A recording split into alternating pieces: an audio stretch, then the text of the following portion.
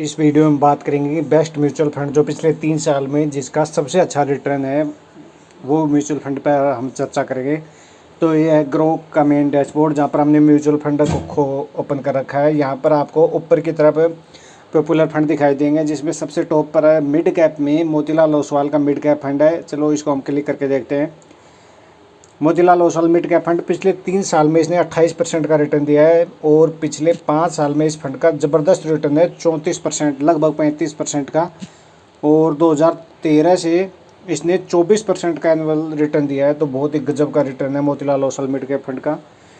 और इसका जो साइज़ है वो 33,000 करोड़ का है और इसकी जो होल्डिंग्स है सिर्फ 18 शेयर है इसकी होल्डिंग्स में।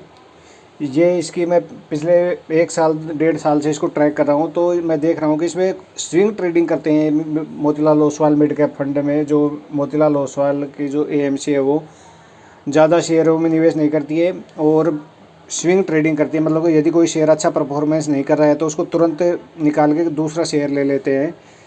तो स्विंग ट्रेडिंग की तरह काम में ले रहे हैं ये, जिसके कारण इनका रिटर्न ज़बरदस्त हो रहा है। अब डिक्सन टेक्नोलॉजी को 10% 11% का वेटेज है, कोफरेज को 10%, अब आईटी को इन्होंने ज़्यादा वेटेज दिया है। कल्याण ज्वेलर्स जो पहले 3% था वो 9% पर आ चुका है। पर सिस्टम नंबर 2 पर था इससे पहले, अब वो नंबर 5 पे 8%, मतलब आईटी का वेटेज इन्होंने बढ़ा दिया है। ट्रेंट को फिर से इन्होंने ऊपर लेके आए हैं, नहीं तो इसमें 2-3% का ही ट्रेंट में निवेश था इनका।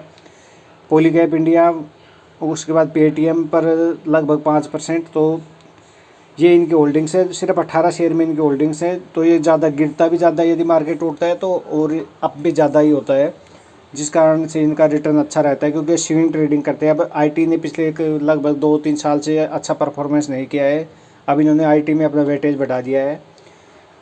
तो पिछले यदि हम 2013 से बात करें, 14 से भी, तब भी इनका 24% का रिटर्न है। बहुत ही शानदार रिटर्न है इस फंड का। तो मैं ये नहीं कह रहा कि आप इसको जाके ख़रीद लीजिए, अपनी आप खुद स्टडी करिए या फाइनेंशियल एडवाइज़र की सलाह लें, उसके बाद ही मान लो कि आप म्यूचुअल फंड में निवेश करें। उसके बाद यदि हमें बात करें जो फ्लेक्सी कैप फंड है, उसमें पराग पारिक टॉप पर चल रहा है, जिसने मतलब हर म्यूचुअल फंड को बीट के किया है। पिछले 2013 से लगभग 20% का रिटर्न दिया है इसने। पराग पारिक का जो फ्लेक्सी कैप फंड है, इसका एयूम साइज़ देखिए कितना ज़बरदस्त, 1,13,000 करोड़ का फंड साइज़ है इसका। 5 स्टार इसकी रेटिंग बनी हुई है। इसकी होल्डिंग्स में 197 शेयर हैं टोटल।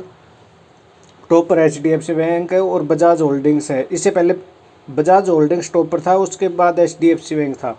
तो बजाज होल्डिंग्स ने पिछले 1 साल में, जब ये टॉप पर था तब इसने बहुत अच्छा रिटर्न दिया था। अब ये थोड़ा डाउन है तो इन्होंने नंबर 2 पर कर दिया है इन्होंने। यहाँ पर भी थोड़ी स्विंग ट्रेडिंग तरह मतलब ये अच्छी तरह से म्यूचुअल फंड को मैनेज करते हैं। उसके बाद ये यूएस ब्लू चिप, यूएस की जो कंपनियाँ उनमें भी निवेश करते हैं साथ साथ। चलो मैं दिखाता हूँ आपको। ये देखिए माइक्रोसॉफ्ट यूएस और अल्फ़ाबेट है, अमेजोन है, ये 3-4 जो लगभग 10% का जो इनका वेटेज होता है पोर्टफोलियो, वो यूएस कंपनियों में होता है 10 से 15% का। तो अभी यूएस मार्केट ने अच्छा परफॉर्मेंस किया है, तो जिस वजह से इनका पोर्टफोलियो बढ़िया रहा।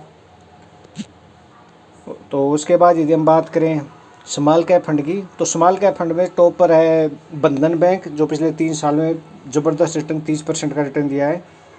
पिछले 1 साल में नेगेटिव है, 3 साल में 30%, पिछले 5 साल में भी ज़बरदस्त रिटर्न है 32% के साथ बंधन बैंक का, बंधन स्मॉल कैप फंड का मतलब ये। तो इसका एयूएम साइज 14,000 करोड़ है और 201 होल्डिंग्स हैं इसमें भी। तो ये है मिड कैप, स्मॉल कैप और ब्लू चिप जो फ्लेक्सी कैप फंड है। इन कंपनियों के बारे में हम डिटेल वीडियो अलग से बनाएंगे सभी का। तो आप चैनल को सब्सक्राइब कर लें, हमारा नया चैनल है तो आप लोग का मोटिवेशन रहेगा, आप एक सब्सक्राइब ज़रूर करके जाएं। मिलते हैं नेक्स्ट वीडियो में। Thank you.